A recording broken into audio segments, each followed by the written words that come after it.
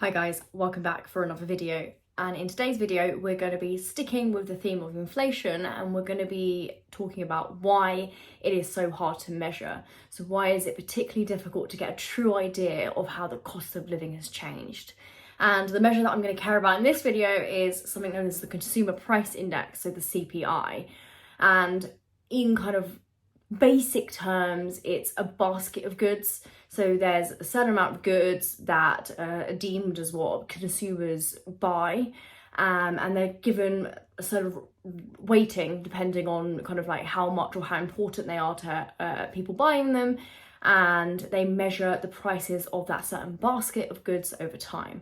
And we're going to look into a few reasons as to why actually, even though it sounds really simple, it's incredibly difficult. So number one, it's all to do with quality improvements, and we find that quality improvements can kind of hide or disguise any price decreases. So what do I mean by that? Well, let's explain this via an example. So the brilliant example would be phones. So sort of when first smartphones came out, maybe they were in the basket of goods, but they improved quickly over time. So for example, we got given better cameras, we got given better battery life, bigger screen size, better processing power, so on and so forth. Now, you would expect that because the quality of the products improved, that you would expect a higher price. But the higher price isn't just because of inflation, because the price of the products increased, the product itself has actually improved. And therefore it's very difficult to disentangle what is just a genuine price rise and what is an increase due to quality improvements. Now, obviously the people that come up with the measures are fully aware of this, and there's all sorts of analysis that they do to try and disentangle the two. So one of them is known as hedonic regression. So what they'll do is they'll kind of regress the price of a mobile on certain phone characteristics, for example, such as screen size, battery life, processing power, and see to what extent each of those characteristics go towards price, and see then how much they would expect this phone to cost, and see how much it is kind of like it's just a price rise or is due to quality improvements. But that does make it incredibly difficult. Okay, number two is new products. So you might think I've kind of touched on that before, and I kind of have, but I mean sort of like when a new product is really new and comes to market. So not just that we already have that product and we've just improved on it. So for example, when smartphones first ever came about, as it was a new product, we could see that it replaces a lot of other items. So for example, nowadays we have found that phones have replaced landline telephones, it's replaced sat navs, for example. I don't know about you, but I use my phone as my mapping system in my car rather than a sat nav. It's thought to have replaced the need for watches and the need for calculators. I know that if I'm ever teaching something and I ask someone to use a calculator, they typically just tend to get their phone out. And I suppose the big one that I'm missing is any kind of like MP3 player. Remember when we all had MP3 players or Walkmans or even actually iPods? And now we find that that isn't really a thing anymore, and the phone has replaced all of those things. Well, there isn't actually a comparison to kind of like the costs that we're no longer incurring because of this new product.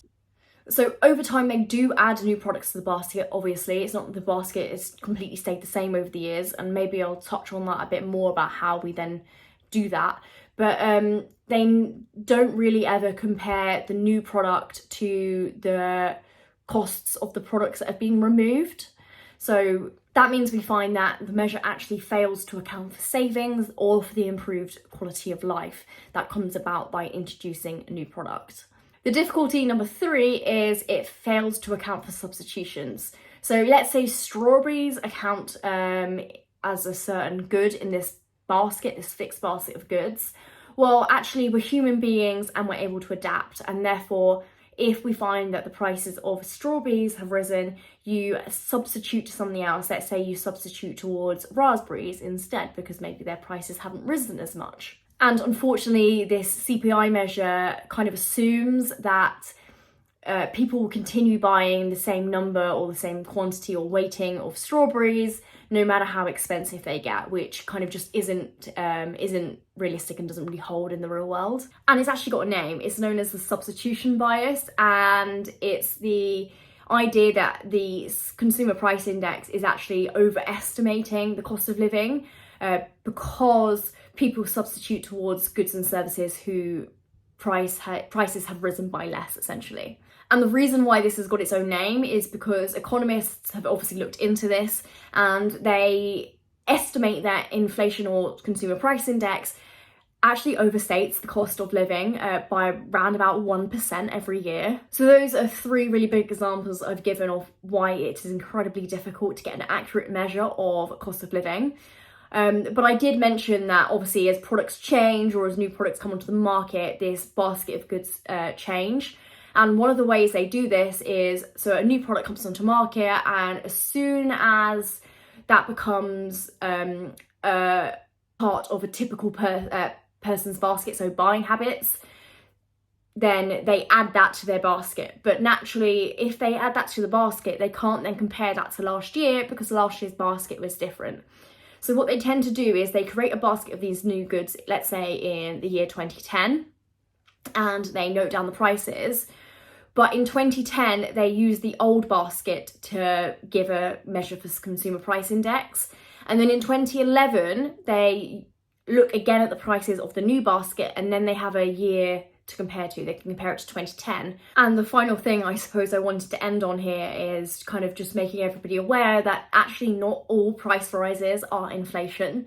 So inflation is this macroeconomic concept of a generalized rise in the average price level. But bearing in mind, we can have changes in prices that are very micro level. And all this is a relative price adjustment.